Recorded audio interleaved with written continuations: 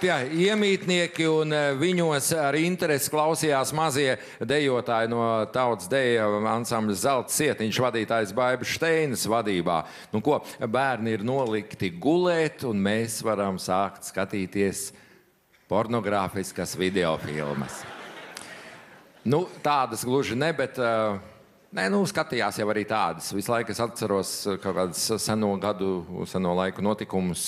Es diezgan tuvu stāvēju klāt kino fórumu, kinofestivāla Arsenāls pirmajiem gadiem kā muzikālais noformētājs.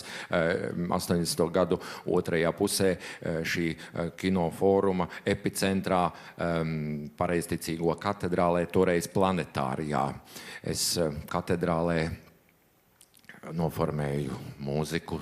Pierreizes paskatījos arī Godāra ļoti atklātās filmas, arī Grīneveja plikos gabalus, un pa starpām liku LL Cool J, Eric B. un Rakim, Run DMC un Art of Noise. Jā, bija tāds grēks, es arī citā baznīcā anglikāņas spēlēju diskotēkas.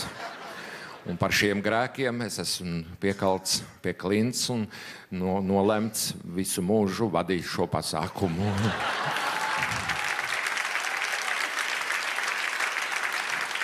Un garām lidojošie